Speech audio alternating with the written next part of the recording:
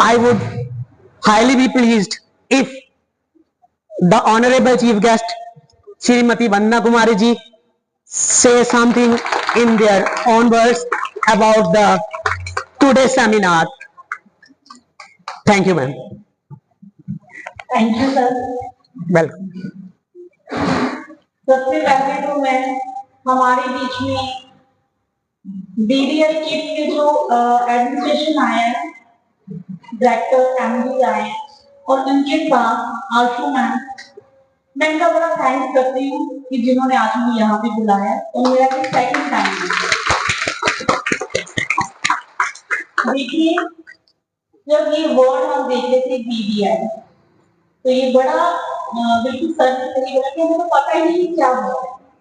और इससे पहले मैं आपको चीज बता दूं कि आशु मैम ने एक साल पहले जो अबैकस प्लांट है यहाँ पे, ये तो बहुत अमेजिंग है। ये हमारे लिए बहुत बड़ी एक अचीवमेंट और डेवलपमेंट है हमारे रूरल एरिया में। मैं थोड़ा सा कहते हैं ना, जिसके हाथ में माइक आता है, जिसका जो प्रोफेशन है वो वैसे ही स्पीच करता है। अभी हमने सर को सुना, we get the more motivation power, और हमारा जो माइंड था वो इतना ज्यादा खुल गया और हमें सच में रियलाइज हो रहा कि हम अपने घर में क्या कर रहे हैं, हम दूसरों को ब्लेम क्यों करते हैं। तो सबसे पहले मैं आशु मैम के लिए मैं आप सभी को बोलूंगी कि जोरदार ताली का धन्यवाद करें। अगर हमारे एरिया में, मैं ज्यादा नहीं बोलती, 5 लेडीज ऐसे निकलेंगी ना, तो वो दिन दूर नहीं है जिस दिन मर्द ब्लॉक तरक्की की ओर जाए। इसी चीज का इनिशिएटिव लेना ये बहुत बड़ी बात है, और खासकर एक फीमेल माइंड के लिए, क्योंकि हमारा माइंड सेटअप क्या होता है, जब हम किसी चीज की और छोड़ो, सरपंच होना, पीछे डीडीसी की इलेक्शन लड़ी, ब्लॉक में जाना निकला, फीमेल के साथ मिलना निकला, तो फीमेल में एक ही बात थी, दीदी काम बचाएगा कहाँ बैठे, मैं बोला वो भी मिलेगा, स्कीम प्लान करो। फिर उनके माइंड में क्या चीज आई, काम तो करेंगे, हम इस चीज को फील कैसे करेंगे, हम गेन कैसे करेंगे, हमारा प्रॉफिट कहाँ है, ये क्वेश्चन जाते हैं फीमेल माइंड में। और ये तो जेन्युइन है और ये रहना भी ठीक है, मैं नहीं कहती, लेकिन आशु मैम के इस जज्बे को और इस सोच को मैं दिल से सल्यूट करती हूँ कि जिन्होंने हम जैसे प्रोजेक्ट के ऐसे प्लेटफॉर्म ला रहे हैं, ऐसा माहौल ला रहे हैं कि हम खुशी खुशी अपना बच्चा भेजें। मेरा खुद का बच्चा 7th में है, मैंने फर्स्ट डे मैम को कमिट करके गई कि मैम उसने तो वो वाला टाइम हमने फेस कर दिया, क्योंकि हमारे लिए अपना बच्चा डेली टीचिंग भेजना बहुत मुश्किल है। लेकिन फिर भी मैम ने कहते हैं हेल्पिंग हैंड बन के मेरे बच्चे को 1 साल ट्रेनिंग दी यहाँ पे। और वैसे ही बताओ कितने बच्चे हैं, मेरे अपनी पंचायत से 5-6 बच्चे हैं, मेरी अपनी पंचायत से 5-6 बच्चे तो आ रहे हैं। और जो बीडीआई है, ब्रेन डेवलपमेंट इंस्टीट्यूट यहाँ पे खुल रहा है, तो आप बताओ, आप हो, मैं कहते हैं मैं लकी पर्सन हूँ, खुशनसीबी तो है आपके पास, और सबसे बड़ी बात आपके बच्चे के कहते हैं मुकद्दर में है। तो बिल्कुल सर सही बोल रहे हैं, हमने इनकी हेल्प कैसे करनी है। अगर हम इधर एक बंदा के सुन रहे हैं ना, और हम बैठी भी सारी फीमेल है, बैठी भी सारी औरतें हैं, जो एक मैसेज को ऐसे ऐसे कहीं को जानती है। क्योंकि मैं इंट्रोडक्शन दे रही हूँ, मैं सरपंच पूरा नागरिक से हूँ, पंचायत को नेशनल अवार्ड मिला, मेरी यूएन में सिलेक्शन हुई। कि मैं क्यों बता रही हूँ, इन सबके पीछे किसका हाथ था, क्योंकि मैं फीमेल के साथ थी, क्योंकि मैं अपनी बहनों के साथ काम करती हूँ, मेरे पास कोई मैसेज आता है मैं उनको देती हूँ, और वो पूरी सोसाइटी में लेके जाती हूँ। वो हम हैं, ये मैं बड़ा प्राउडली कहती हूँ, वो हम हैं। हमें कोई चीज दे दो, हम इसको कैसे सेव करना, कैसे किसी के लिए आगे लेके जाना, वो हमारे बहुत अच्छी काबिल।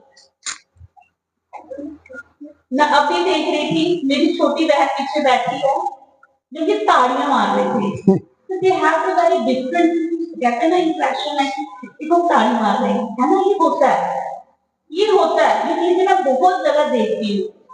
और बिल्कुल सच बात ये है, अगर हम एजुकेशन की बात करें, भारत को सोने की चिड़िया कहा जाता था, और जितने बुद्धिजीवी यहाँ पे हैं पूरे वर्ल्ड में, पूरे ब्रह्मांड में नहीं है। क्यों? जब हमारे भारत पर अंग्रेजों ने यहाँ पे आके कहते हैं ना एक अपनी हुकूमत चलाई थी, तो सबसे पहले उन्होंने क्या किया था? उनके भी अम्बेसडर्स आते थे कि जाओ देखो भारत पे अपना कंट्रोल करना है, तो भारत में ऐसी क्या चीज है जिसको हम गुलाम बना सके। तो जब यहाँ के अम्बेसडर्स ने जाके बाहर उधर जाके मैसेज दिया, अगर भारत को तोड़ना है, अगर भारत पे अपनी हुकूमत करनी है, भारत पे राज करना है, तो उनका एजुकेशन सिस्टम है उसको हमें तोड़ना पड़ेगा, उसको हमें डिस्टर्ब करना पड़ेगा। पहले हमारे गुरुकुल होते थे, गुरु होते थे, जो उनका शिष्य होते थे, वो इतने स्ट्रॉन्ग मोटिवेशन पावर्स होती थी उनमें, उनका इतना हाई नॉलेज होता था कि गुरु के आगे तो वो कहते हैं कि कुछ भी नहीं, बल्कि आज के बच्चों को देखो। तो मैं आप सभी पेरेंट्स को बड़ी खुशी होती है कि हमारे में ऐसे पेरेंट्स हैं वो हाईली एजुकेटेड हैं, और आपको तो वो कहते हैं ना कुछ समझाने की तो बात है ही नहीं। बीडीआई ने एक अपनी ब्रांच एजेंसी में खोली है, ये बहुत मुबारक की बात है, और हमें पता ही नहीं हमारे देश में ऐसे लोग सच में हमें एक नई दिशा लगी देगी। सर ने बिल्कुल सही कहा, डीडीसीपी के टाइम उन्होंने कंपेन की होगी अपने एरिया में, हम गांव के लोग हैं, है ना, तो हमारी डिमांड तो रहती यही है कि हमें नाली कूड़ी खंबा डंडा मिल जाए तो हम खुश हैं। तो एजुकेशन की साइड कोई नहीं देखता है, और एजुकेशन ही एक ऐसी चीज है कि जो हमें सच में तरक्की की ओर लेके जाएगी। और आप वो दिन कभी ना भूलना, मैं तो अपनी जिंदगी में कभी ना भूलूं जिस दिन भगवान ने भी हमें एक ना संदेश भेजा, हमें जगाया, जब सोए हुए लोग थे, वो कब जगाया? जब हमें कोरोना आया। कोरोना आया हो ना, कोरोना में हमें कितनी चीजें सीखी। मैं तो एज सरपंच थी, मैंने देखा जो सिस्टम हमने अपनी शादियों के बनाए हैं, माता पिता पूरी उम्र कमाने में लगा देते हैं, जब एक बेटी की शादी करते हैं तो घर खाली हो जाता है। लेकिन कोरोना ने दिखाया कि शादियां ऐसे भी होती हैं, बहुत शादियां हुई, बिग परमिशन हुई, घर वो भी बच रहे हैं, बच्चियां वो भी हैं, है ना। दूसरा सबसे बड़ी जो हमने चुनौती देखी आज मदर, मैंने तो देखा कि हम बच्चे को जो मर्जी करे घर पे, हमारे पास ये नहीं क्वालिफिकेशन नहीं है, एक्सपीरियंस नहीं है, या फिर टीचरों के बच्चे खज्जल हो गए जो घरों में चले गए। तो स्कूल को क्यों बोला गया है स्कूल इज द टेम्पल, क्यों बोला गया है मंदिर है? क्योंकि यहाँ पे सच में मंदिर वाली फीलिंग्स है, इधर से ही हमारी जिंदगी की शुरुआत है। तो इसको आप जरूर इन दो वर्ड्स को समझना है।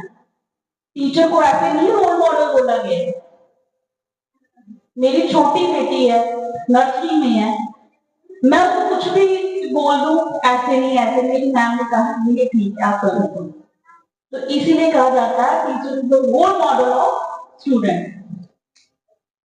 तो यही बातें सर की जो हमने सुनी और मुझे बहुत अच्छा लगा।